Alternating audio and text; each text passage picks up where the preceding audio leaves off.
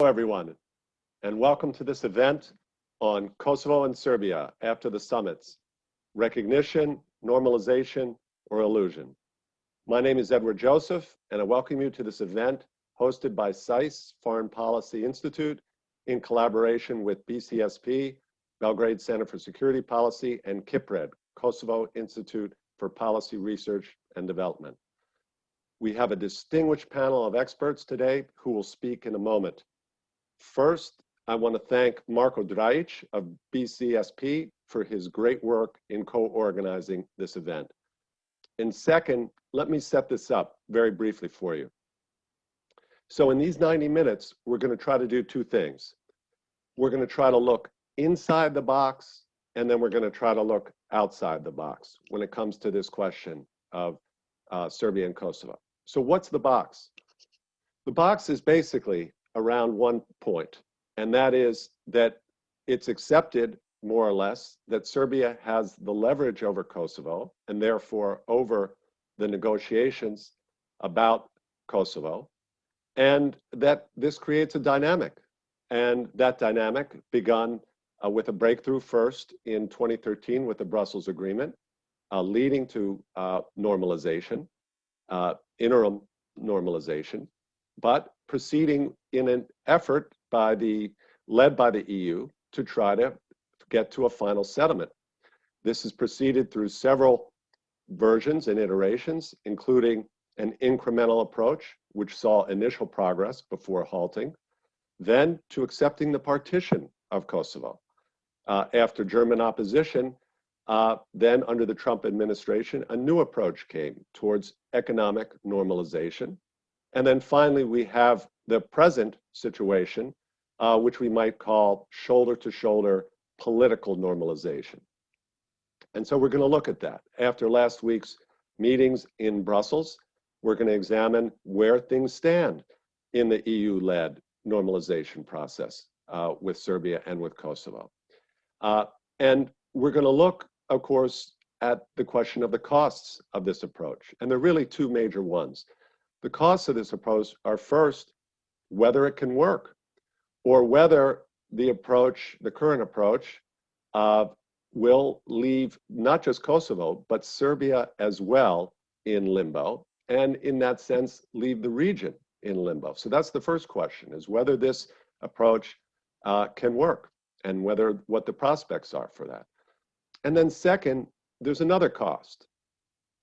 Because of the basic acceptance of the power imbalance, that is the leverage that Serbia has, there is basically a two-tiered system in the Balkans when it comes to democratic standards. One, a softer standard for Serbia, and a much tougher one for the other Western Balkan 6 countries, particularly, for example, on the question of corruption, which is raised in other countries and even officials hit with sanctions, but we see very little mention of this when it comes to Serbia or in terms of Serbia's own democratic progress, its regional policies, or even its international policies. So that has led to a number of paradoxes, which we will discuss. And then the second part of the program, we're going to look and see if we can go outside the box and actually transform the dynamics for the negotiation between Serbia and Kosovo. And that is, instead of accepting Serbian leverage as a given, to try to explore what can be done with the 5 EU countries, 4 of them are members of NATO, who do not recognize Kosovo. Because if they did, the dynamics would be changed. The leverage that Belgrade enjoys over Pristina would be gone, and this in turn would change the approach for Belgrade towards this question. And ideally, it would lead to what everyone wants, which is a serious negotiation, a compromise leading to a dignified and stabilizing settlement. And so, with 3 experts from the non-recognizing countries, we're going to explore that question, emphasize it's not a binary, just whether they recognize or not. There are other steps that these countries could take that could have a positive influence on the current dynamics. So with that as our introduction, let me begin by introducing our first speaker. We have joining us from Pristina, Dr. Lulzim Petsi, who is the principal founder and executive director of KIPRED. And I should note that Dr. Petsi served as ambassador of Kosovo in Sweden from December 2009 to June 2013. And I emphasize that as well, that it was Luli who has pressed the case for Kosovo's membership in NATO and pointing out how feasible this would be and how it is far more important than UN membership for Kosovo. Luli, please, you have the floor. Thank you very much, Professor Joseph. It is a particular pleasure for me here to be with you and to share some thoughts about the dilemmas that Professor Joseph introduced to all of us. First of all, I have to say that Kosovo needs a double normalization. Normalization with Serbia, of relations with Serbia, but also normalization of relations with EU and NATO. But I will I will refer right now to the very title of this conference. And I can say that without recognition of Kosovo, normalization will remain an illusion because it cannot function. Any other kind of simulation of normalization cannot function in essence. As all of us, we have witnessed the meeting of June 15 between Prime Minister Kurti and President Vučić didn't meet many expectations of various stakeholders in this dialogue. Kurti introduced his 4 points as a new framework for the future of dialogue, whereas President Vučić rejected more or less all of them. And personally, I was not expecting more from this meeting because I was aware that Kurti and Vučić will try to please their domestic audiences rather than to negotiate with each other in this very first meeting. So what was the outcome of this meeting? No winners, no losers, and a big question mark about the future of the dialogue. So here we are. In my opinion, the progress in the dialogue can be achieved only when both parties see a light for a win-win solution. But this light is quite far away because of the disproportional situation of Kosovo, which is caused also by non-EU recognizers. On the other side, there are 2 firm positions. So Kosovo's approach is that there will be agreement on everything or for nothing, and including in this case a recognition by Serbia. And Serbia's approach is very clear. The recognition is out of table.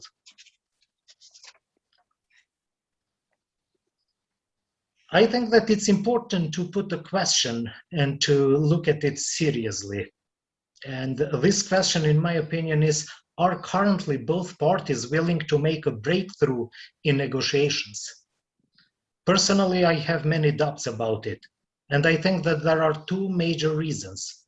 The first one are presidential elections in Serbia, which are scheduled for the spring of next year, and local elections in Kosovo, which are scheduled to take place in October of this year.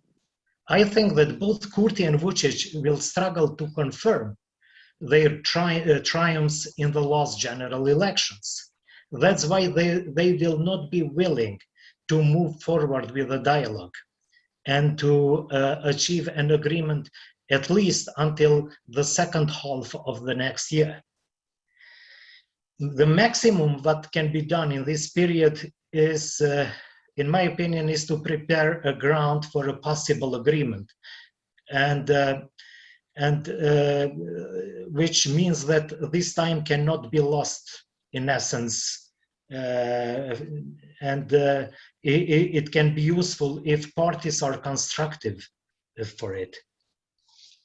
But the question that I would like to pose right now is, what if negotiations fail? In that case, I'm expecting increased tensions between Kosovo and Serbia, and increased inter-ethnic tensions in Kosovo for the first time after the declaration of independence in 2008, especially if, with the dictate of Belgrade, Serbian majority municipalities in Kosovo create their association in an unilateral manner. Needless to say, but this will open the doors for further Russian malign influence in the region, which will be accompanied also by attempts to discredit the role of the West as a kind of incapable intermediator at the global stage. What might EU and US contribute to the dialogue process and its outcome? I think that EU and NATO non-recognizers have, without any tangible reason, securitized rather for domestic purposes the declaration of independence of Kosovo. And they have also ignored the advisory opinion of the International Court of Justice of July 2010. But the attempt of independence of Catalonia tells that without international recognition, any declaration of independence remains just an illusion. And I don't see why they have to fear from recognition of Kosovo. On the other side, an agreement short of formal recognition by Serbia might be acceptable by Kosovo if all EU and NATO countries recognize Kosovo and grant to it the candidate status for EU membership and Partnership for Peace and Membership Action Plan to join NATO. This package, in my opinion, might also be acceptable for Serbia, which basically will be relieved from Kosovo without having to declare it loudly. Nevertheless, Serbia should recognize Kosovo, but it can do it alongside with the signature of the accession treaty for EU membership. In my opinion, this option will also contain and diminish substantially the Russian malign influence in the region. But if none of these functions, then what can we do? If EU non-recognizers refuse to recognize Kosovo without explicit recognition of Serbia, then what can we do? Situation will remain again in limbo for both Kosovo and Serbia. And I think that in that case, the security situation in the Western Balkans will face much more challenges than now. And I think that there is only one solution in that case to keep peace and stability in the region, and that is that the US should step in and sign a mutual defense treaty with Kosovo, which in practice would mean for Kosovo having security guarantees of NATO membership, even stronger ones, and this will create again conditions to resume the dialogue in a better and proportional manner with Serbia. Thank you, Ed. Thank you very much, Luli. You gave us a lot to think about there as we begin here. And let me turn now immediately to Igor Bondovic, the director of the Belgrade Center for Security Policy, and he's been in this position leading BCSP since November 2019. And before assuming that role, Igor was the senior program manager for the European Fund for the Balkans, and also managed the Gallup Balkan Monitor regional public opinion survey, which has been conducted through partnership with Gallup Europe for several years. So in addition to his policy expertise, Igor is an expert on public opinion. And as I understand it, Igor, you are in Pristina today yourself in conjunction with public opinion work of BCSP and its colleagues in Kosovo. So Igor, you have the floor, please. Thank you, Ed. Hello, everyone. I'm very happy that I'm in Pristina right now. I feel very nice. We have a meeting later with the friends from KCSS where we will discuss our joint project on public opinion survey.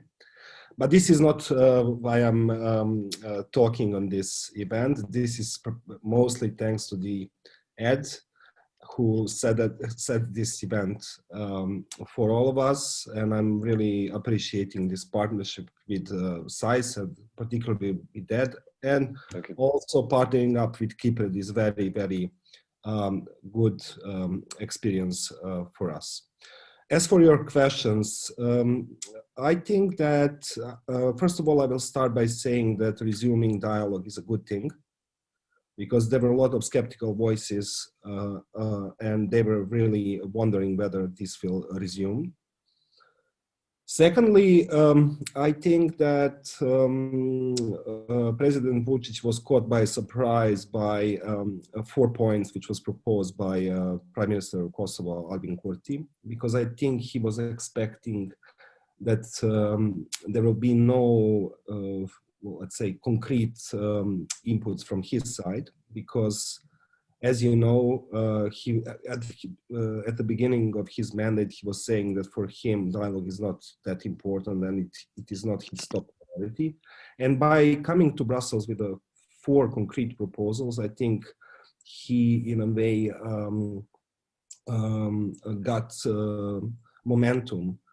While we didn't hear really nothing new from President of Serbia when it comes to that. I think it's a good thing that we are having again a dialogue. Apparently the dialogue will continue in July.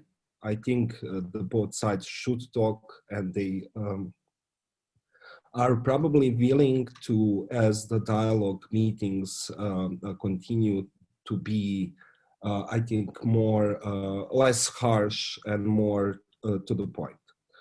And second question is whether this really will lead to something. This is what I really don't know at this point. I think, however, that not really having progress on dialogue will not,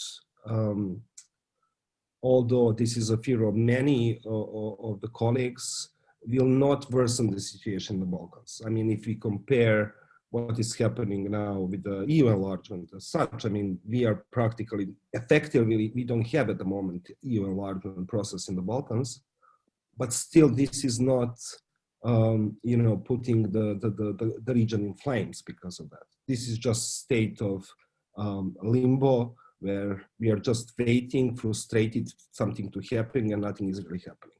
And this is really my second point. I think the Serbian government and Vučić learned a lot from the Macedonian experience. And they learned basically that you can change the name of the country, you can negotiate, and you can you know, potentially recognize part of what was once your territory, but you will not get any IV for the EU. And that is, I think, very bad lesson, but this is a lesson. And I think, judging from that point of view, probably President Vučić will not do anything in the election year to compromise on Kosovo, because he doesn't have the luxury to do so.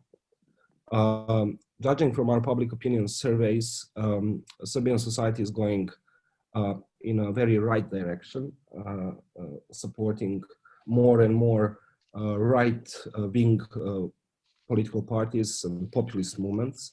And especially this is widespread among younger generation. And I think he will not gamble to compromise in the next year or so on anything which would look like from the Serbian perception as a treason, as a giving up on Kosovo, as anything else. And this is really the third point. The fourth one, and this goes both for, I think, Serbia and Kosovo. I think it is evident that, and Mr. Peci mentioned that you know, the dialogue is something that is happening behind the closed doors. But the messages that the negotiators are sending to their domestic audience is something really else. And since they're trying to please their domestic audience, we will not have any kind of confidence, trust building measures embedded in this process as such. And this will probably result in a very, very top-down, shaky agreement, which could break, you know, anytime. So I think it is evident from the dialogue and from the resumption of the dialogue a couple of days ago that we have to have second track. We have to have more of the societies from both sides involved in this dialogue, and has to be a public effort to do so, because this is a huge thing for both Kosovo and Serbia, and especially for Kosovo. So along the normalization of the Serbia-Kosovo relations, I think there has to be a normalization of relations in Kosovo society between Kosovo Serbs and Kosovo Albanians as well. But this will not be on the and should not be on the shoulders of two politicians. There has to be much, much more effort involved in this.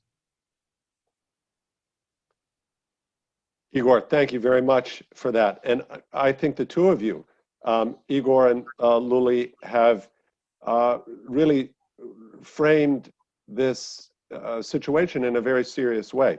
Luli calling attention to the potential deterioration of relations inside Kosovo and also deterioration between Kosovo and Serbia, with all the negative association that goes with that.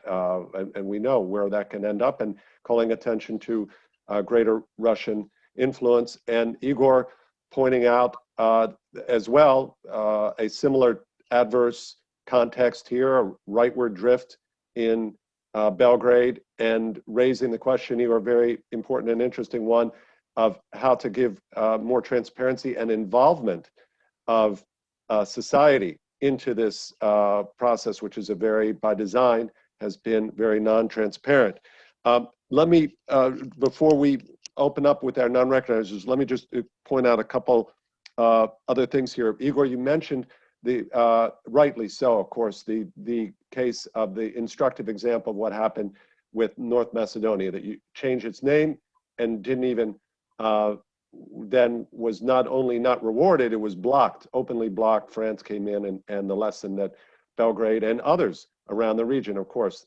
And now we see, even after France relented and created a new approach, emphasizing rule of law, that it's now Bulgaria has stepped in the role and blocked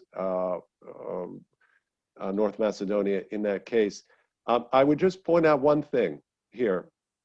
What's very interesting is that even with all the skepticism and about EU enlargement overall, that we see how desperate in Skopje, and I would say in Tirana as well, that there is this intention to have that right to open up negotiations with the EU. We see Prime Minister Zaev putting everything he has into that effort. So it's sort of ironic. At the same time, people are saying, well, EU enlargement doesn't really exist. We see in North Macedonia, every effort being made, and I believe in Albania as well. It's very important they're getting positive signals. So that's a certain irony there. Let me quickly turn to each of you and draw to the question this immediate obstacle of the talks from last week on the association / community of Serb municipalities in Kosovo, and how either of you see what could possibly be the next step for this meeting in July that the Foreign Minister Lajčák has announced. Former Foreign Minister of Slovakia, Lajčák, has announced Special Envoy of the EU. Any potential in July? What do you foresee in July? And I would just point out one thing before everyone jumps in on these dynamics between Kurti and Vučić, that the talks were already had stalled and really basically collapsed even when Hoti was prime minister. Even after the Washington agreement, the talks had also ground to a halt. So please, Luli, and then Igor, if you have any vision for how things will proceed immediately next month in July.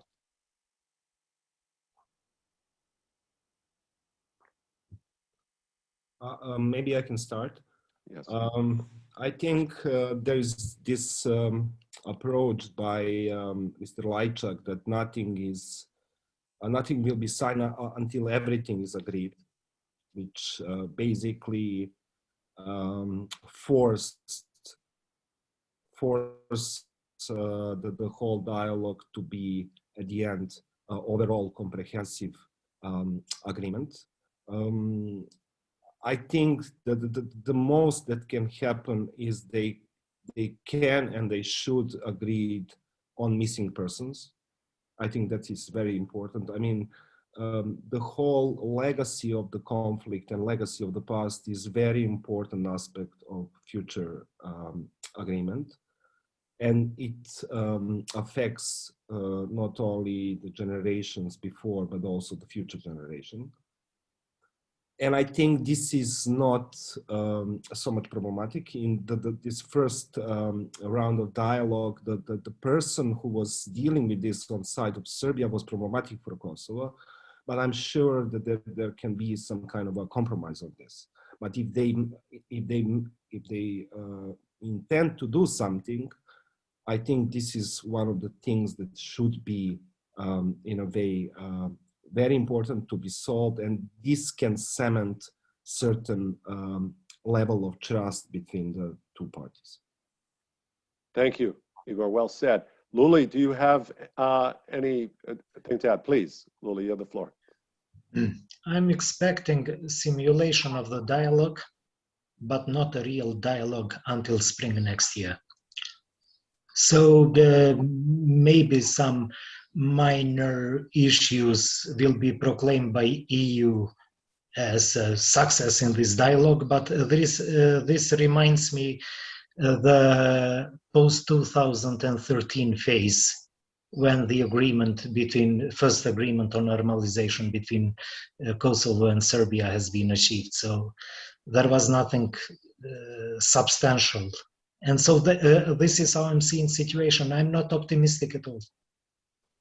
Understand.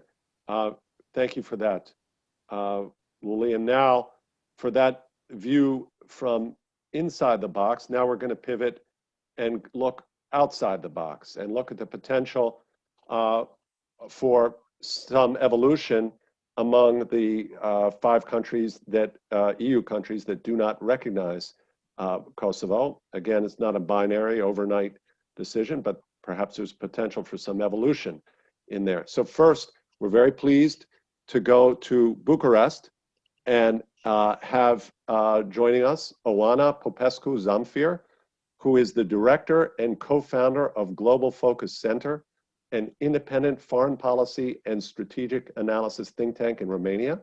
She's also an international consultant and media commentator, as well as writer and lecturer. She coordinates international research, public and expert strategy events, and is managing editor of the Global Focus Regional Affairs Quarterly, known as Eastern Focus.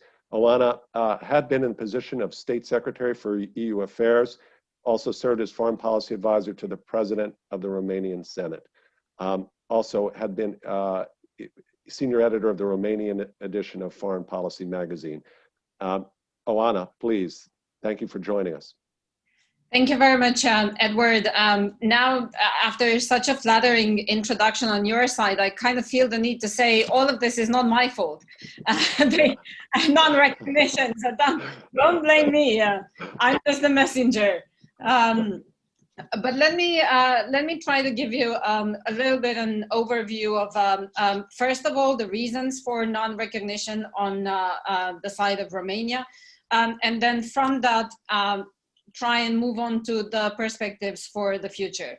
I think there's generally a rather misplaced perception that the reasons have to do mostly with fear of separatism on the territory of Romania, where we have a significant Hungarian minority that's located in a certain part of the country. And that is part of the reason. That is certainly part of the reason. I would say it's got less to do with separatisms within Romania, but with the general perception of the Romanian foreign policy establishment that our region as a whole is a really a patchwork of ethnic minorities and borders that throughout history have had a track record of changing, sometimes by force. So that is why there is a sort of inherent rejection of the idea of changing borders unilaterally.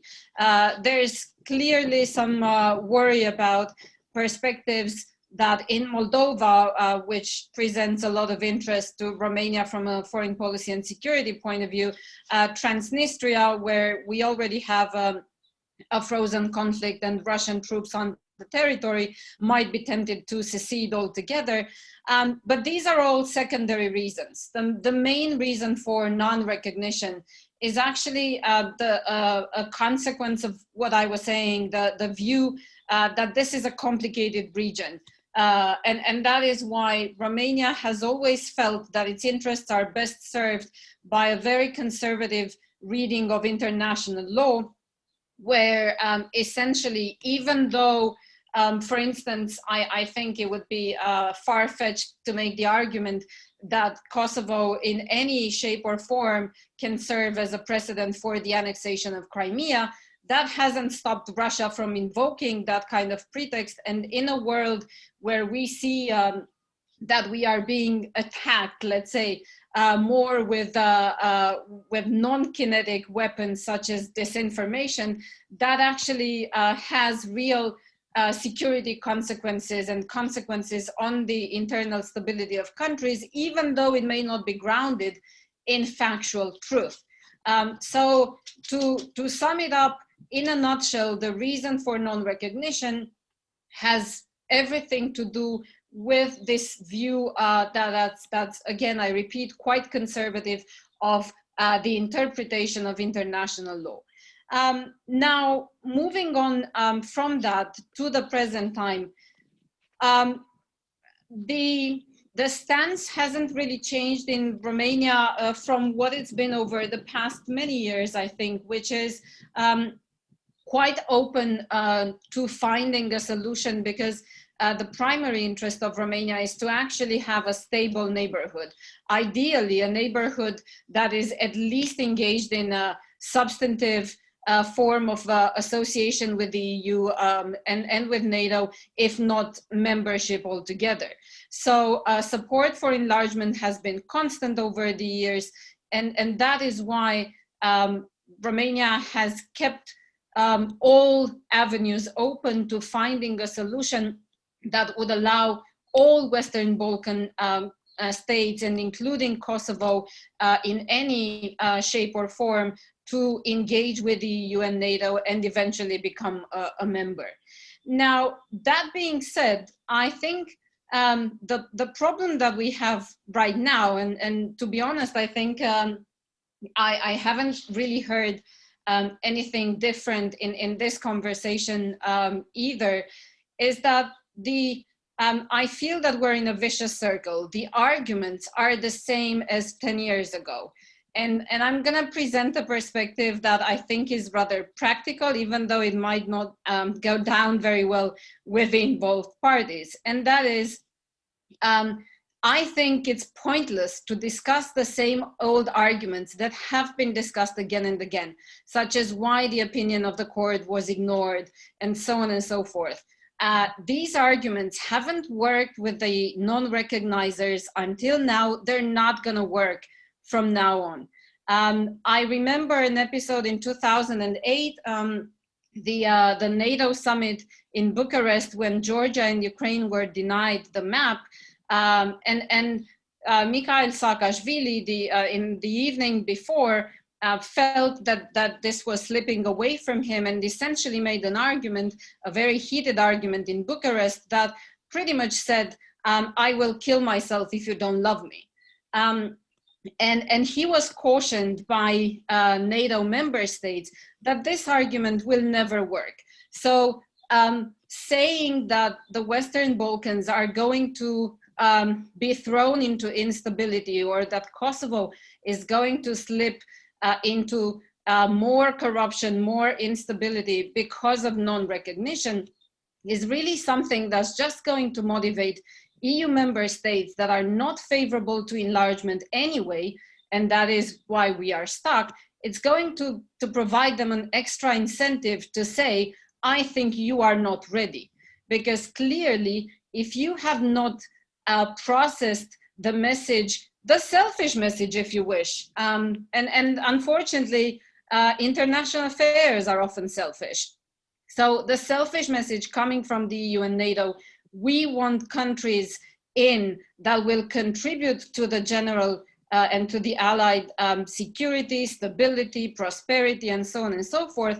We are really not willing to take in countries that will say, if you don't take us in, then we're gonna collapse.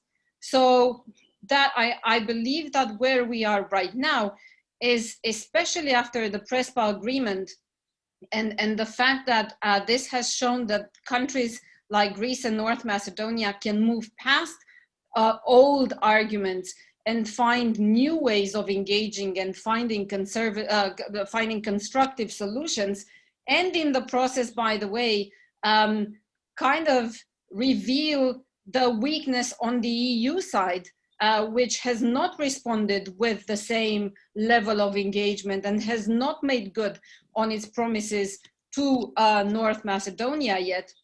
But I think after Prespa in particular, the expectation is that the first thing we have on our hands is both recognizers and non-recognizers. Can we provide a framework that we really make the process credible and incentivize the two sides to actually seek a negotiated agreement? And on the side of Serbia and Kosovo, is there an actual commitment to normalization instead of hijacking the process for the political interests of increasingly authoritarian, populist, nationalistic, corrupt governments? So really, I believe the main issue that's going to determine whether non-recognizers, including Romania, budge on the issue or not is, does it seem that we are engaged in a process where, in good faith, all sides really work together toward something that would be negotiated, consensual, and so on and so forth? Because otherwise, I am quite sure that Romania will definitely not make a move that is not in coordination with the rest of the EU. It will, however, be more than willing to make any move necessary if that kind of a process can be born, where we feel that there's genuine interest in moving forward. So I'm sorry if my response is somewhat disappointing from the point of view of a very concrete way forward, but I think it's a dance on all sides where everyone is waiting for others to make a move, and I think unfortunately only if we do find a way to make it together, that is going to break the limbo. Otherwise, I don't see Romania or any of the other non-recognizers moving ahead without the others. Oana, thank you very much. And we want a very candid discussion here. So thank you for that. You know, you mentioned the case, which is really a very important model, the PRESPA precedent there. And it's worth noting, it's a very valuable one, and we'll hear from Professor Tsifakis in a moment about that and the Greek position on this. And of course, that was a good example because it was one where one side, Greece, had the same type of leverage. And that's, again, the problem here that we've been discussing is that it's not just that there's two sides and two different positions. It's not, and one is here and one is there. It's that one side has an enormous leverage and power imbalance, and that's, of course, due to the fact of this position. Let me quickly ask you, before we turn to Professor Tsifakis, Oana, let me just, again, it's not a binary. It's not just, Bucharest recognizes Kosovo or doesn't. What about the posture of Romania towards Kosovo in particular? How would you describe that? What about support, liaison office? We see, for example, in Greece, there's consciously from Greece what they call and is a constructive position towards Kosovo. In other words, not keeping it at a distance and saying, we can't be nice to Kosovo. What about a much more, and in this sense, not crossing the red line, but signaling to both sides that, look, we have an investment here, please.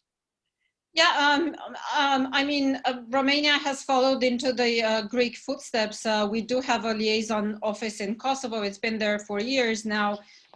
It is completely possible and quite easy for Kosovars to travel to Romania or for Romanians to travel to Kosovo. There have been attempts to boost trade and economic relations. Kosovo is involved in pretty much every Western Balkans initiative that Romania takes. And in that regard, I think the position has been quite constructive in the fact that every time that Romania has had a role to play in regional organizations where there were issues on the Serb side regarding participation of Kosovars and vice versa. I think the Romanian diplomacy has quite successfully tried to work out ways that they can both participate. What I think is missing is, to be honest, rather more engagement. So I think that's rather a passive stance on the Romanian side. It's constructive, but it's passive. I would expect from a country like Romania with a lot of interests vis-a-vis regional stability but also integration, economic cooperation, people-to-people relations. I would have expected a much more sustained effort to really actively engage, which has been the case with Greece to a large extent, hasn't really been the case with Romania, but I'm afraid with the exception of perhaps Serbia and increasingly North Macedonia and Albania, Romania's presence in the Western Balkans has been unequal over the years, and our actual work on the ground with these countries has been way below the standards of our voting record in Brussels and support for enlargement. So I think there is still a gap that Romania could cover between the declarative support it gives to enlargement and its efforts directed at working with these regional countries to help them even understand the expectations from the EU and NATO, which I think in these times where it very much lies with the EU to find coherence in its regional policy, I believe that regional countries could play a major role. Thank you, Oana. And I should have already mentioned to our audience that you can put questions in the Q&A function in the Zoom function, and Marko Drajic will be monitoring those and sharing those with me. And thank you for that, Oana. And just overall, quickly to say that even though, as you put it, that it doesn't look likely and none of these arguments would work in Bucharest, just to say that there have been many other questions in international affairs where people have said it'll never happen, this country will never recognize that country. We've seen in some other regions that this has actually changed, and it all begins with opening the conversation and understanding the first of all the importance of this recognition. And now, to learn more about the Greek perspective on this, we turn to Professor Nikolaos Tsifakis, who is an associate professor of international relations at the University of the Peloponnese and a research associate with the Martin Center for European Studies. His research focuses on international relations theory, EU external policies, and the Balkans. His many publications include articles published in Cambridge Review of International Affairs and many other prestigious journals. He's the editor of International Politics in Times of Change and Greece's Horizons. Professor Tsifakis, so nice to have you with us. Welcome. Many thanks for the invitation and also for this very nice introduction to my work. I will very briefly sketch out the Greek position on Kosovo, and I will be happy then in a following discussion to give a possibility of what might change that position. So Greece may be set apart from the rest of EU members owing to the fact that its position is not dictated by concern for its own territorial integrity. The policy of non-recognition is driven mainly out of solidarity to Cyprus, who has been concerned about the possibility of setting a precedent for its own national security. Having said that, I should add that the worries of Cyprus have been largely addressed by the International Court of Justice. The ICJ decision on Kosovo's declaration of independence explicitly distinguished the Kosovo case from the Cyprus question, though it was not requested to touch upon that topic. A second, though less important factor affecting the Greek position is a sense of affinity to Serbia. This affinity is the outcome of linkages that have been formed over time between the two nations and, very importantly, between the corresponding Orthodox churches. In this respect, Greece does not perceive any threat coming from Kosovo statehood, and it is what has been termed a soft non-recognizer. It has supported Kosovo's membership in international economic organizations, such as the EBRD, the IMF, and the World Bank. It has opened a liaison office in Pristina, which functions independently from the Greek embassy in Serbia. It has recognized Kosovo's passports and car license plates. And Greek officials have been visiting regularly Kosovo and have sought ways to develop economic relations. Its policy might be framed as anything but recognition. And at the same moment, it is a balancing act between Belgrade and Pristina, which is not always successful and is not anyway sustainable in the long run. Serbia has constantly suspected that Greece may at any time reverse its policy of non-recognition, and the Kosovo question has been a source of discomfort in the Athens-Belgrade bilateral relations. However, Athens can live with that state of diplomatic uncertainty, and the economic cost of non-recognition is small due to the underdeveloped nature of economic relations. The Kosovo question does not at all figure high among the Greek foreign policy priorities. In terms of external relations, the Greek public opinion is overwhelmingly concerned about the Greek-Turkish conflict and occasionally turns its attentions to relations with immediate neighbors, Albania and North Macedonia. The last time the Greek public opinion followed closely developments in Kosovo was 2 decades ago, in 1999, when it massively expressed its opposition to what it considered at that time an illegal NATO war. Different Greek ministers of foreign affairs seemed to have considered the possibility of making the move towards recognition. Still, this did not happen on several opportunities, such as the ICG ruling that I mentioned earlier, the beginning of the Brussels process, and also the occasion provided by the Greek presidency of the Council of the EU in 2014. Greek decision makers know well that any steps towards recognition might invite strong opposition from both left-oriented people who consider Kosovo the offspring of NATO's imperialist intervention in Yugoslavia, and from conservative-minded people who emphasize links between the Greek and the Serbian Orthodox Church and the corresponding two nations. So to that extent, as I said earlier, Kosovo is not a priority, and this moderate political cost of recognition appears unnecessary at best. I'll be happy if you want to move on or to answer to a question, what could possibly change that position, if I can move on a few minutes. Please. So Please. Is there anything that can change the Greek position about absent a mutually agreed solution between Belgrade and Pristina? Is there a game changer? Well, Greece has traditionally read international relations through the prism of the Greek-Turkish rivalry. This is a distorting lenses that has unfortunately caused much troubles back in the 90s. While this prism is not going to fade away, it is subject to different readings. Athens will continue to view competitively the Turkish influence in the Western Balkans, and Greece increasingly understands that the rise of its own influence in the region requires its emancipation from all troubles. The Prespa Agreement was a major first step in that direction that should be followed by a similar step to resolve all open issues with Albania, and of course, to close the Kosovo loose end.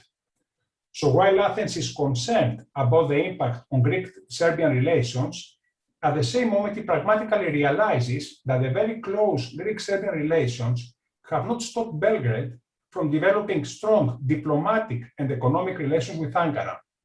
So a reimagining of Greece's Western Balkan policy within always this unfortunate prism that dominates the Greek thinking of foreign policy, and this is the Greek-Turkish rivalry, might give the necessary impetus for a policy of getting away of this question. Anyway, and I'll close with that sentence, having said that Greece has not much stakes in it, in this conflict, and being a soft non-recognizer which is able to do everything short of recognition, there can happen many different contexts which we cannot think right now, out of which they can find, Greek decision-making might find the opportunity to make that step as well. Thank you, Professor Tsifakis. I would just quickly follow up, if I could, and if I may, Nikos, just on the intriguing point about what could possibly change. And you mentioned Albania among those.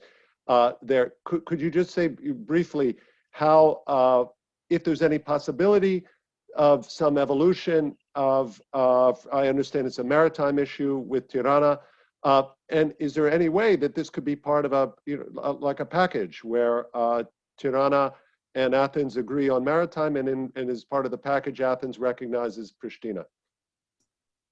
Well, the Greek-Albanian relations have many baggages. It's the maritime issues. There is the question of the legal state of war that Greece is yet with Albania, although we're NATO allies. There is the questions of the minority rights of the Greek minority in Albania. So there are several issues in this agenda. I wouldn't add the Kosovo question, because adding the Kosovo question in the Greek-Albanian relations diminishes Kosovo to a province, not to a state, which is a different agenda. But as you pointed out, the Greek peoples, the Greek public opinion on Kosovo, which most Greeks are ignorant about Kosovo and about the Kosovo people, is colored by the Greek opinion of the Albanians. So when the Greek-Albanian relations are not going well, you are expecting that the Greek people are less eager to consider the possibility of extending Kosovo recognition. So if I'm reversing your question, and I imagine an improvement of the Greek-Albanian relations, this might be a very favorable climate to consider the recognition of Kosovo. But again, going back to the Greek-Albanian relations and about the dispute about the maritime borders, the failure of the first attempt to resolve the dispute back in 2009, when the two governments have agreed on the delimitation of the maritime borders is by Greece given to Turkey. Greece considered that if at that moment the president of the opposition, Rama, brought the deal between Greece and Albania to the Albanian Constitutional Court, this was following consultations with the President Erdogan.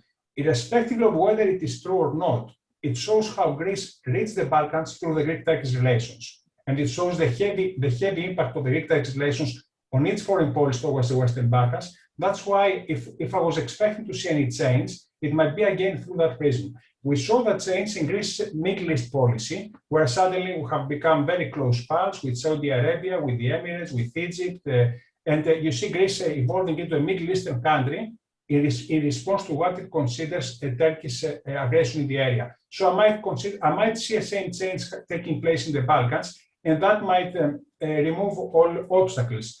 I don't know how close we are to that, but it is increasingly evident in Greece that Turkey's influence in the Balkans is rising.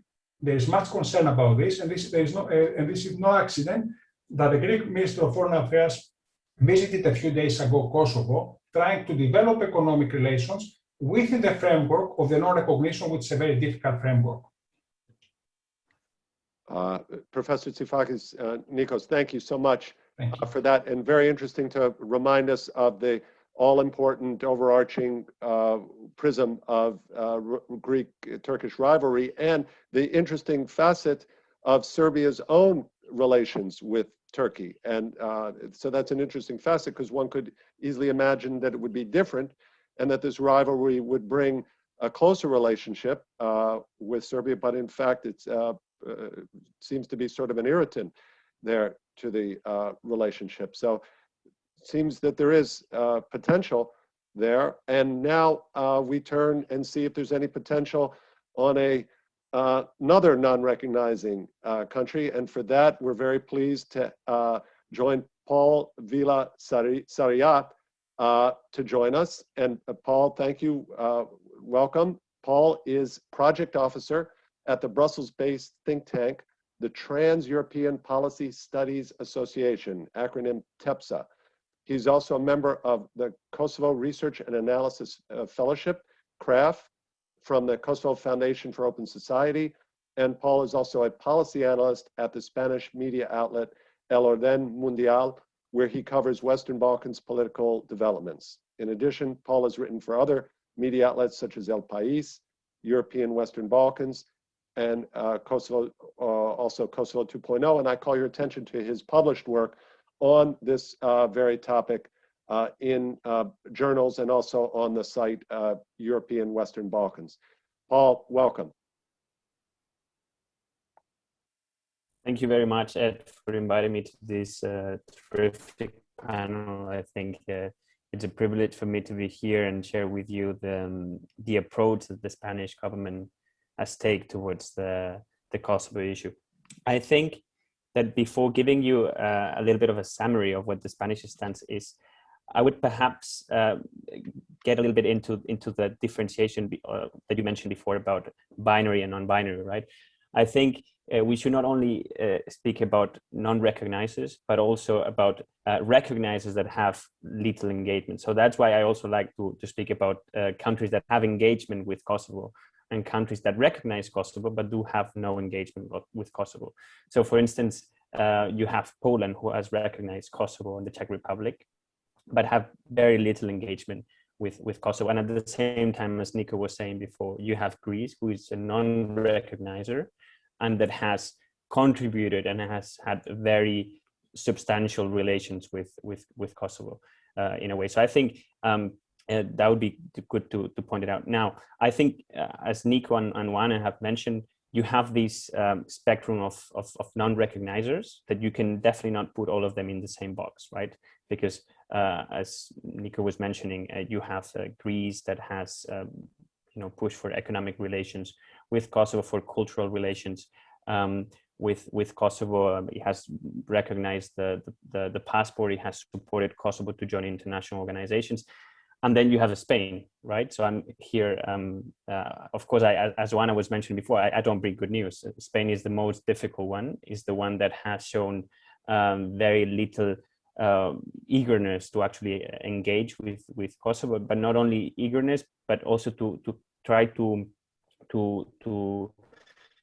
you know, to put difficult the situation for Kosovo in a way. You know, it has no diplomatic relations whatsoever with Kosovo.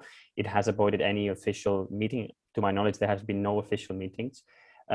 Kosovo citizens cannot enter Spain. There is no political relations, no economic relations. And Spain has, you know, for instance, voted against Kosovo joining international organizations.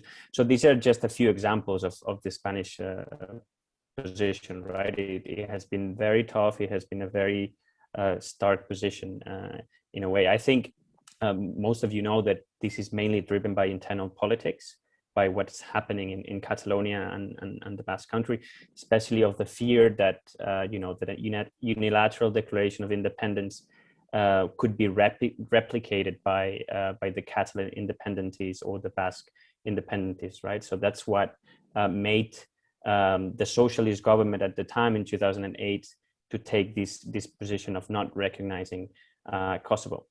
Having said that, I think you know, the Spanish government, as other non-recognizers, based this denial of the non-recognition of Kosovo on international law, saying, well, Kosovo's unilateral declaration of independence does not comply with it. I mean, has violated international law, has violated the UN resolution 1244, right? But in the end, I think it has become, with time, especially in 2011, 2012, right after the ICJ opinion, but also at the same time that you had the quest for independence in Catalonia, that the position of Spain was mainly based on internal politics, because Spain sees the whole Kosovo issue as a problem of internal politics.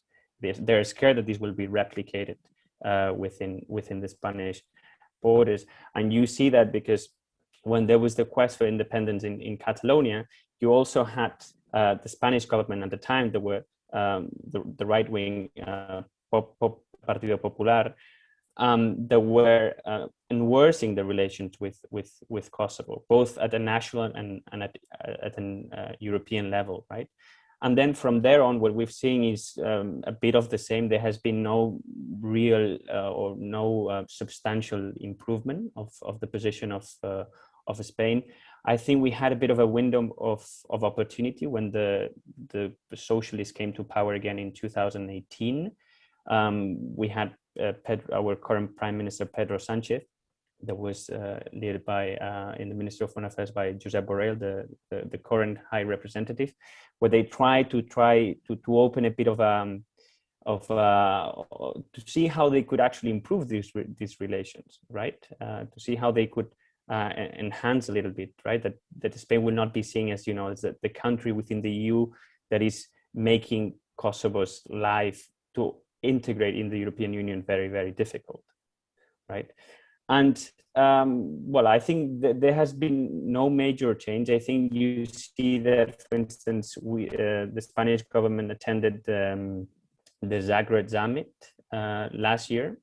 And this is a very symbolic, I think, event, because previously our former Prime Minister had not attended the one in Sofia, for instance, in 2018. So even though there were no flags, no state symbols, and so on, especially because Spain is very worried that if they sit in the same table, in a meeting with Kosovo officials, this will be a de facto recognition of Kosovo, right? So Spain has taken this very, very legalistic position vis-a-vis Kosovo, right?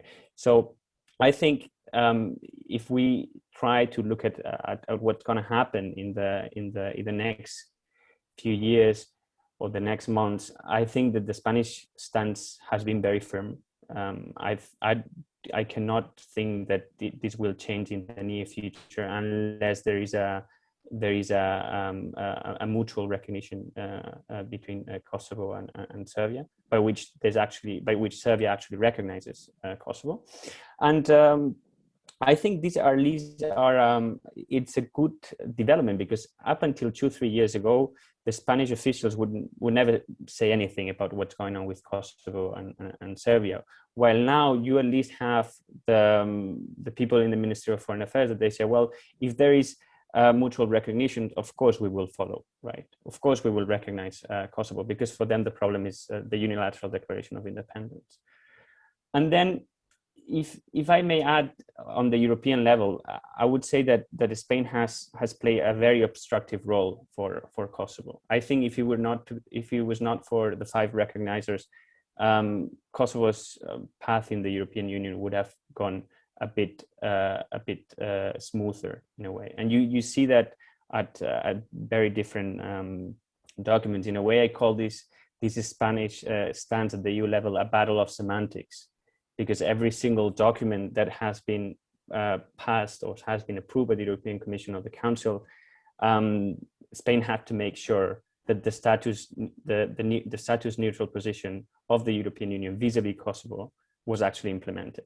And if that was not the case, Spain was ready to veto any kind of resolutions. And you see this with the Western Balkan strategy, for instance, that Spain sent a non-paper complaining about how the EU was putting in the same box the other 5 Western Balkan states and Kosovo, because for Spain, Kosovo should not be in at the same footing as the other 5, right? And if you, for instance, also look at the Stabilization and Association Agreement, which is a sui generis document in a way, this was fiercely negotiated by Spain, and Spain put a lot of, let's say, reservations. I mean, if you compare it to the SAAs from other Western Balkan countries, this is the first SAA that is signed between the EU and a country in the Western Balkans, right? So that they could bypass the non-recognizers, and that Spain and other non-recognizers didn't have to sign the agreement. And a bit the same applies to the issue of visa liberalization. Spain does not support visa liberalization for Kosovo, but it has not taken a stronger stance, because first of all, you cannot veto that. This is to be passed in the council, and in the council for issues regarding visa liberalization, there is no unanimity. It's QMV, qualified majority voting. So Spain has also seen that, you know, they had the Netherlands and France that could take the lead there in terms of denying Kosovo's visa liberalization. And of course, in the dialogue, Spain does support the dialogue, especially because it will, in a way, it will terminate with the difficult position that Spain has vis-a-vis Kosovo. I think it is a very uncomfortable position, because Spain is always flagged. It's always pointed at the EU member state that has taken the hardest stance. And you've also seen this not only with regards to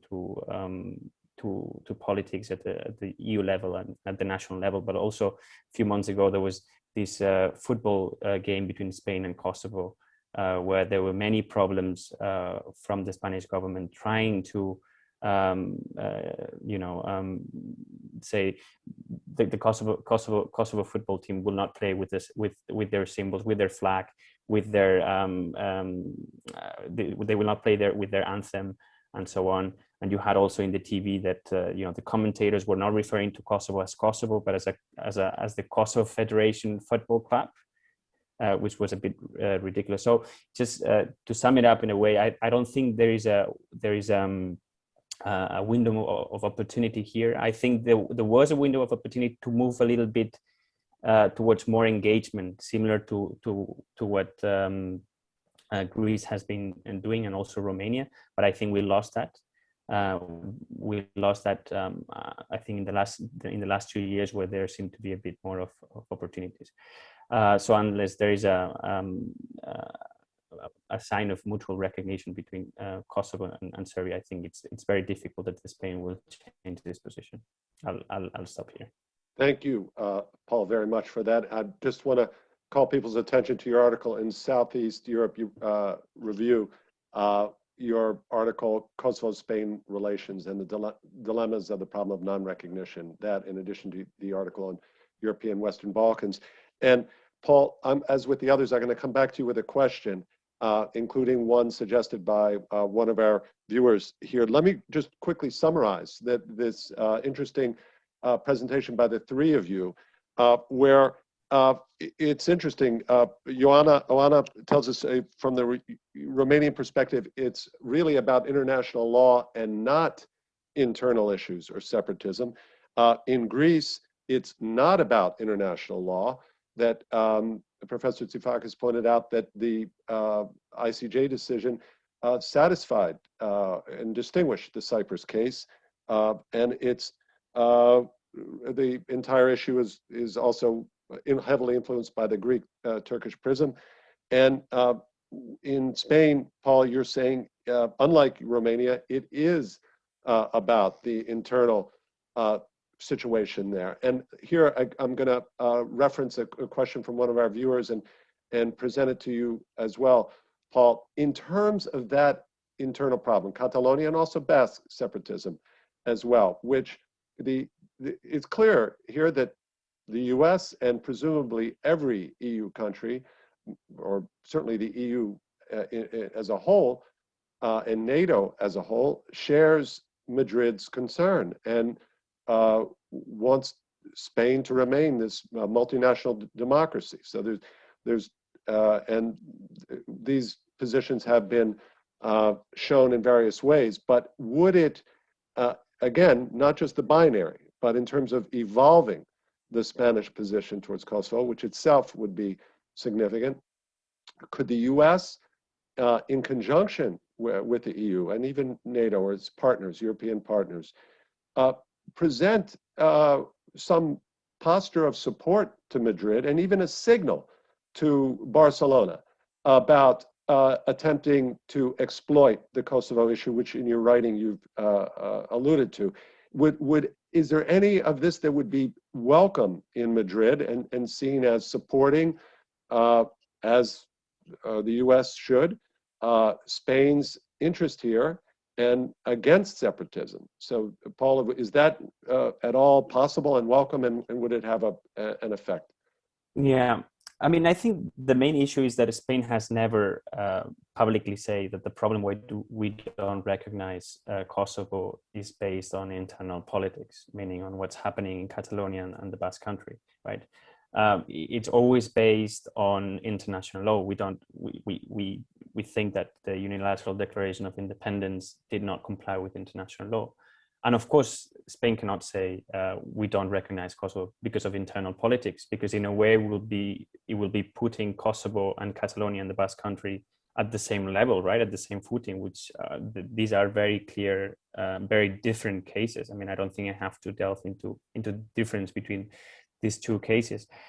I think that the EU, especially also the US, they have taken a very firm stance when it comes to Catalan nationalism. When this unilateral declaration of independence happened 2017. So it took a very firm stance. It took the side, if you want to call it. This is a purely national matter. Spain has to deal with this. And also, if you look at how the Commission has accommodated the Spanish views when it comes to enlargement and related to Kosovo, I think it has always helped, or in a way, I would say that Spain has always hijacked the Commission in that sense, right? Because the moment that the Commission was trying to move forward in the enlargement process and putting Kosovo at the same level as the other Western Balkan partners, Spain was, wait, this thing that you're doing is not correct because we don't recognize Kosovo, right? So Spain has always, the Commission has actually tried to have the Spanish stance into account, but at the same time, you cannot, what I personally think is that you cannot hijack the whole non-recognizers stance because of Spain, right? I think you have these other four non-recognizers that have taken a more comprehensive and And I think a positive position, right? I said, well, we don't recognize Kosovo, but at least we're going to try to establish a dialogue. We're gonna make sure that we have cultural ties, that we have political ties, that we have economical ties. But Spain has not any of that. Perhaps I think what's not missing is that the EU could they would sit on the table with Spain and say, like, well, let's try to actually fix this issue. Let's try that you actually move forward towards the other non-recognizers, right? And this hasn't happened. I think if there's something that the EU could do, it would be this, to establish more of a comprehensive dialogue with Spain vis-a-vis the Kosovo problem. Now, when it comes to the US, I think that if the US has to put the X in one box, it will put it in the dialogue. I think it will not put it on trying to convince the non-recognizers to change their position, because it hasn't changed in 13 years, and frankly, it's not going to change. If you ask for my opinion, and they know that if you put the X on the dialogue, right, you probably can have a lasting solution rather than moving towards the non-recognizers. But I would just, because I'm getting too long in my reply, but I would just mention that I think that the non-recognizers have especially undermined the position of the EU in the dialogue, because it made the EU to take to not be able to speak with one voice, to take a status neutral position, and in a way to have Serbia more leverage, right? That Serbia would have more leverage in the dialogue, and I think that's what we see. It's happening. Paul, thank you very much. I have another quick follow-up, and I'm mindful of the time. We're going to come to other speakers, but just to say that indeed the entire point here is to create the conditions for the negotiated settlement, and it's not about putting eggs in one basket or the other. Why should it be mutually exclusive? Actors who want to see resolution of this problem, who want to see Russian and Chinese influence diminish in the region, can support the dialogue and also encourage the 5 non-recognizers to evolve. And we've seen that there's apparently some potential for that. And you mentioned one area which was between Spain and the rest of the EU. And quickly, Paul, I wanted to ask you, what about the role of Borrell here? How does that assist or complicate this position in terms of exactly what you're suggesting of an evolution there in the Spanish position and not being so hostile to Kosovo? Yeah, well, as I was mentioning before, when Borrell came to his current position as High Representative, before that he was a foreign minister in Spain. And once he arrived to the position of foreign minister in Spain, one of the things that he mentioned was like, well, let's see what we can actually do with this dossier, with the relations that we've had with Kosovo in the last 10 years, right? Because they have been very, very bad. And I think he tried to send some signs of improvement. I think there were some meetings with Kosovo civil society and Spanish researchers, think tankers, and also people working on the Ministry of Foreign Affairs. And it might seem quite insignificant, but actually, frankly, this is everything that it has been. So there were some signs of improvement. Now, when Borrell came to his current position as High Representative, I think he was very criticized, or it was not very well seen from Pristina. Right? How is it possible that we have a non-recognizer, a politician from a non-recognizer country taking care of the dialogue, right? Because back then we didn't have Lajčák, which, by the way, is also coming from Slovakia, which is another non-recognized.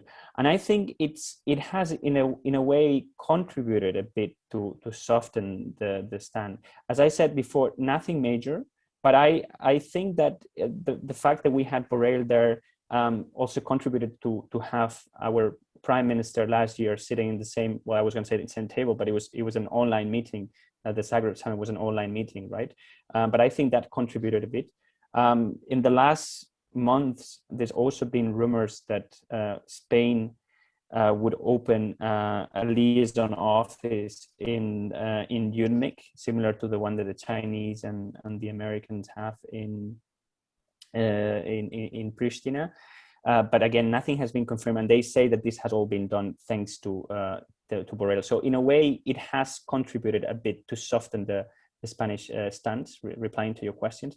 But I would say that there's nothing, there hasn't been a major breakthrough, if you want to call it that way. Thank you, Paul. So positive, but no breakthrough yet, but not to be excluded there. Now, I'm going to turn back to Professor Tsifakis. Nikos, if I could, your article, you had a journal piece as well in Southeast Europe Journal, a very recent one about the Greek role in the Western Balkans, and entitled "Do Small Powers Retrench?" And it's so many people are looking at the Prespa example. So Nikos, I turn to you with this question of, with your understanding of what it took for Athens under Prime Minister Tsipras to evolve and in its own stance towards its neighbor, North Macedonia, despite the leverage that it held, much even stronger leverage, one could say, than Serbia as an EU member and a NATO member. What do you see as some possibilities that perhaps Athens, along with the other 5 non-recognizers, could do to induce as well that kind of approach in Belgrade, similar pragmatic, practical, problem-solving approach there? Are there any lessons that we can take from that Prespa example? Please. Thank you. First of all, I would like to clarify a bit more, if I can, the Greek position on Kosovo. As I said, the main driver of the Greek position is Cyprus. Although the ICJ ruling clearly says that these 2 cases are not connected, Cyprus has not changed its stance. Cyprus has not recognized Kosovo. So Greece has been, in a way, compelled to follow Cyprus on that path and maintain the position that we had before the ICJ ruling. So it is a position based on that is driven by Cyprus, but the Greek officials will very carefully avoid linking the 2 matters, because they won't like in any way to point out that the one might be a precedent for the other. So by avoiding to set as a precedent, and they avoid to link them, but the reality is that these 2 are closely interlinked.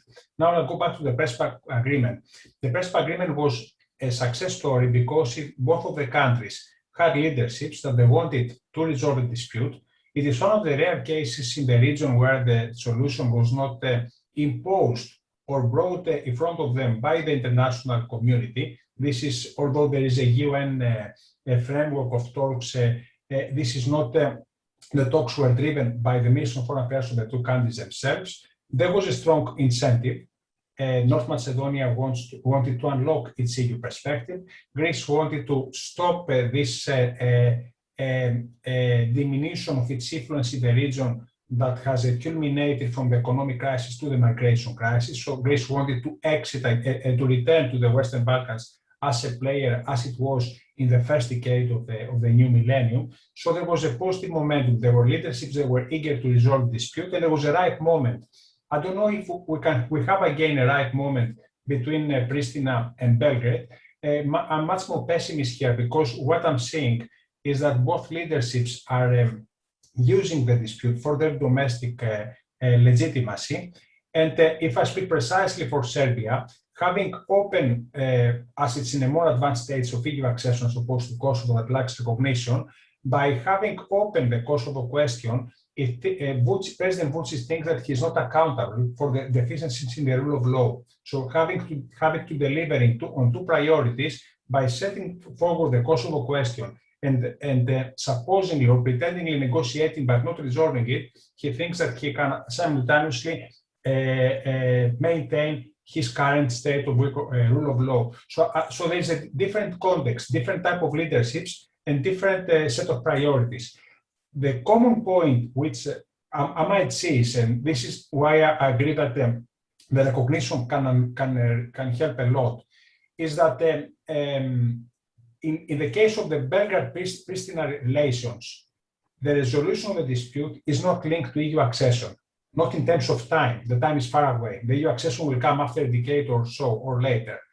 Had the two countries been very prepared for EU accession, and being that the last obstacle to EU accession, they had a very good incentive to resolve the dispute because it was clearly linked to the incentive of the EU accession.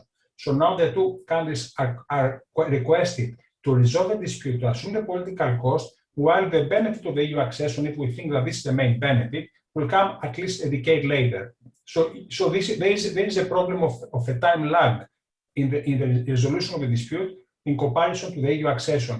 And maybe the EU should reflect on its choice to put in front and press for the comprehensive deal instead of doing what was much more, in my opinion, much more normal, focus on the rule of law, request more commitment to the political criteria, and had the two countries been very close to EU accession, they will have a greater incentive to resolve the dispute.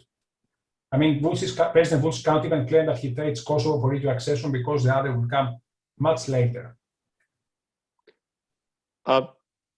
Nikos, thank you for that. That's a great point.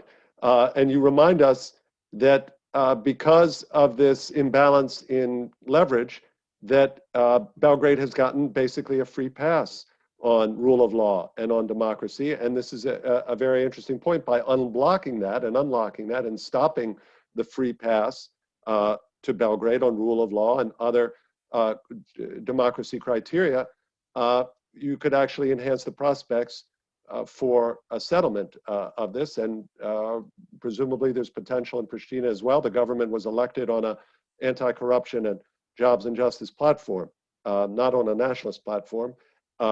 That was the reasons that it was elected. And now let me quickly flag some of the questions. We have some very good questions online. We're not going to have time to get to all of them, but Luli, we have a question here maybe you could address, since you raised the potential for violence breaking out. The question is, do you think this would be initiated by Kosovo Albanians against Kosovo Serbs, or vice versa? What is that scenario that you see there about violence? Luli, could you answer that? Yes, of course. I didn't say that necessarily the violence may occur, but the tensions will increase. So we shall make a difference between tensions and violence. And what I'm meaning by this, and I emphasize clearly that this might become a case if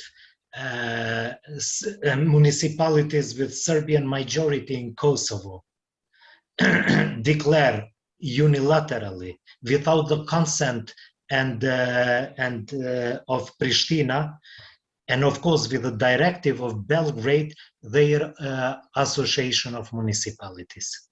We shall not forget that in the territories of these municipalities live more than 25% communities other than Serbs. So the problem will increase from within and from outside the territories of these municipalities. And of course, we don't know what kind of reaction might come from Kosovo state. And so there are so many question marks behind of it. But this does not mean that violence will occur necessarily. And for me, this is the main problem.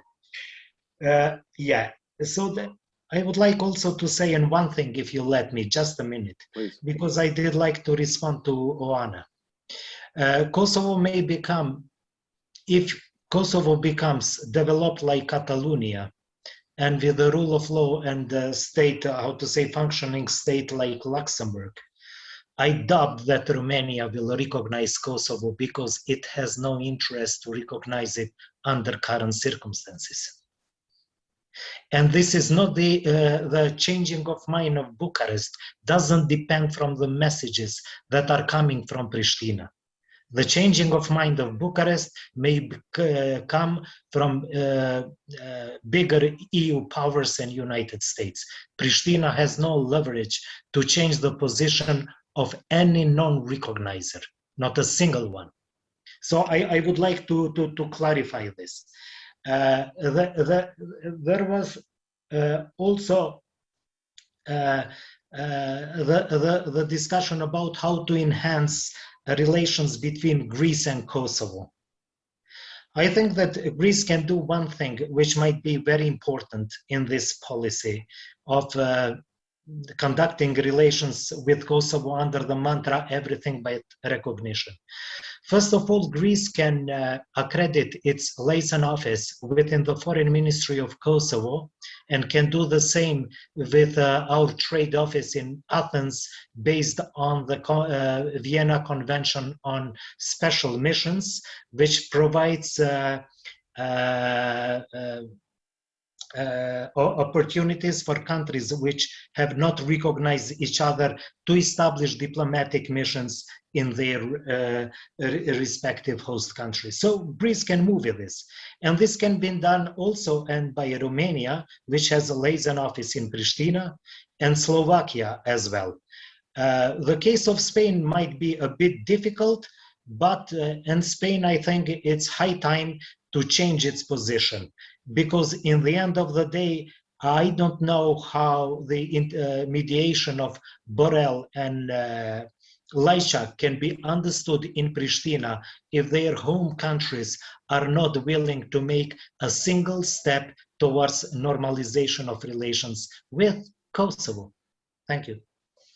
Luli, thank you for those points. And here I'd just call out to our friends at SICE events and say we'll just be going over a few minutes here to close and allow our esteemed participants a final word there, if that's okay. And Luli, you reminded me of a key point here to note from each of our three experts from the non-recognizing countries. Each has indicated a potential for evolution. Again, it's not a binary. So in each case, we've heard from Paul a potential in some areas of the Spanish position, Oana to being following more of the Greek perspective, and even from Professor Tsifakis to the possibility, even in the wider context, for an actual change on recognition. And Luli, you give a concrete example here of one that is anything but recognition. It's not even recognition, but a diplomatic step. And let me turn here, Igor, as we're running out of time, and the question was raised there, and Luli addressed it as well, about the association of / community of Serb municipalities in Kosovo, and in that context, not of violence, as Luli says, but of raising tensions if it were to be created unilaterally. Any perspective on that, or other issues or other aspects that you've heard here? And I would note that the inherent problem here, and again, it's not just Kurti. This was, again, the previous mild-mannered, cooperative Abdullah Hoti also went nowhere on the association. It's an inherent problem because it's an issue to regularize and finalize the status of Kosovo Serbs without at the same time regularizing and finalizing the status of Kosovo vis-a-vis Serbia. It's an inherent complication. It's not Lajčák's fault. He didn't set up that arrangement, but that's the arrangement. It's a bit odd and a challenge to try to define for all time the status of Serbs within Kosovo, and again, and leave open to a question mark the status of Kosovo vis-a-vis Serbia. Igor, please. Thank you, Ed. I think that's a tough question. First of all, I think that if we are talking about association of Serbian municipalities, we should be talking about local level governance, which we don't have in north of Kosovo. What we have is a system which is totally controlled by the government in Belgrade, without any kind of independence. Srpska lista, or Serbian list, is totally controlled by the Serbian Progressive Party, which is Vučić's party. So that is one thing. The second thing is it is highly unlikely that Vučić would do anything radical in that way of or cause problems to his today international legitimacy of his position. I think he is smarter than that. He will be waiting for Kosovo to do its moves, because what he is saying and what he is doing is that he's ready, he's open to discuss, he's open to compromise. I think he's not, but this is what he's saying. And he is insisting that the Brussels agreements should be respected. As long as he's in the position to do so, it will be, the ball will be in the Kosovo field. And he would never do anything, this is my opinion, in really damaging his image of being very ready to compromise. Very well. Igor, thank you for that. And you put it very well. There's both the wider leverage that Belgrade has and also the tactical leverage here with this open question of the association/community, which puts the Vučić government in a very favorable position in these talks there. And now we close. I'm just going to leave it open for either Oana, Paul, Nikos, for any final remark. We had a question about U.S., the role of the U.S. here. There's a good specific question with Athens, if U.S. could would approach Athens with a request. But any final remarks from any of you, and then to our colleagues at SAIS Events will be off very shortly. Please, Oana. Yeah, I think there are two things to be aware of at this point as to where we are. One is that the accession responsibility, accession to NATO and the EU, does eventually lie primarily with the Western Balkan states. I think that's something that not many of them have fully accepted over the years, and have and their respective governments, because it's governments that we're talking about, have often been opportunistic and populistic and tried to rather politicize the whole process for their own gain. Now, on the other hand, it's a complete illusion to assume that the EU can just lie back and wait and act like the patronizing club that is just waiting for these members to come knock at the door. And I think this third-party influence that we see in the region, whether it's from Russia or Turkey or China or others, as well as the democratic backsliding we see, is very much a function of the EU's weakness and really not of recognition or non-recognition of Kosovo. I think there are a lot of issues that are much more urgent that really do not depend on status. What to do next, I think, is very much up to the EU, and perhaps the French presidency of the EU Council would like to show some goodwill and real desire for reform of the enlargement process, since they are the ones who have further aggravated things for now. And it's time for the Commission and the EU as a whole to prove that it's a geopolitical actor and show that it actually takes an interest in helping foster stability and security in its neighborhood. And I think non-recognizers like Romania should advocate this approach, both with France and with the other member states, if there is a way forward.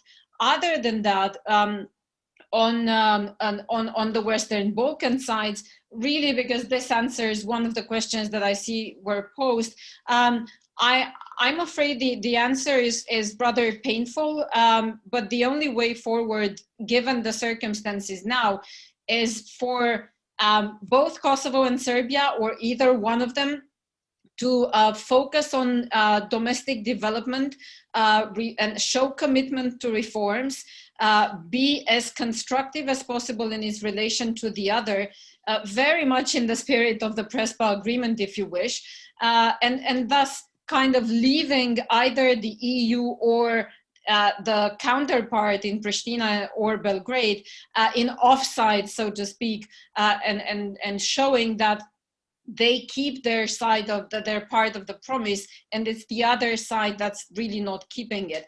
I know that hasn't really worked out well for now for North Macedonia, but at least they have enjoyed the benefit of some domestic progress. So maybe that's one way to go about it. And just to very briefly clarify, because I'm not quite sure that I understand Lulzim's point completely, but no, with regard to Romania, there's absolutely nothing to do with the quality of reforms in Kosovo, whether Kosovo might at some point resemble Luxembourg or whatever is really irrelevant, because a recognition is not a prize given to the highest performer. That recognition is one thing, and then domestic reforms are a completely different thing.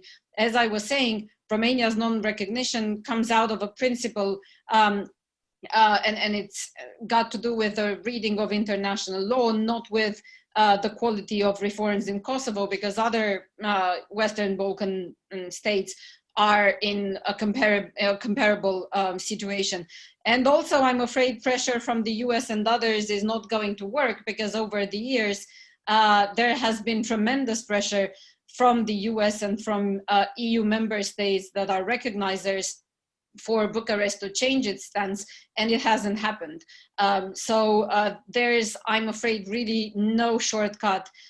It's just going to be an arduous process on both sides. I think all we can hope for is really that we do engage in it. And again, whether the thing that we should prioritize is recognition or democratic development and cooperation, I think that's up for discussion. I would rather lean in favor of the second, not the former. Luli, did you want to? Yes, I want to respond. Absolutely. Juana, you understood me very well, I think, because and in the end you confirmed what I said, that because you favor economic and rule of law development, okay, instead of recognition. So here we are, and this is what I was saying, that even if Kosovo does very well in all aspects, Romania will not recognize it because of its own interests, not because of international law, because this has nothing to deal with international law, as International Court of Justice has confirmed it. Okay, no, just one thing. I respect fully. One at a time. No. One at a time. Wait just a second. I am aware of your position. And what I'm trying to say, because you have mentioned that Shalikashvili said that if you don't love us, we are going to kill ourselves. No, this is not the case in Kosovo regarding Romanian non-recognizers. Far away from it. But what I'm trying to say, that we are not sending this message to you. And whatever message, because you have said that, okay, you have to change your messages. Whatever message we send from Pristina to Bucharest, it will not work because of your interests. And it has nothing to deal with our messages. And I think that your interest may evolve during the time. I'm not denying it. But what I'm trying to say is that we have to clarify these issues, that Kosovo has no leverage to change Romania's position, and the leverage rests on somewhere else. That's it. I think, if you permit me, Juan, I think you two have both presented very clearly your views on this. It's constructive to have this exchange. It's, I think, very productive for people to see. I offer here, because we're now over time and I'm extending on the good graces of our folks and friends at SAIS events. Anyone else? Professor Tsifakis, Paul, we've heard from Igor, we've heard from Luli, we've heard from Moana. Either of you, any closing remarks? Please, Professor Tsifakis. If I can make a comment, of course. The Greek-Kosovo relations have developed well, but they have developed cautiously and carefully. There have been also setbacks. I would like to recall that Greece had said that it would support Kosovo's membership in UNESCO and Interpol.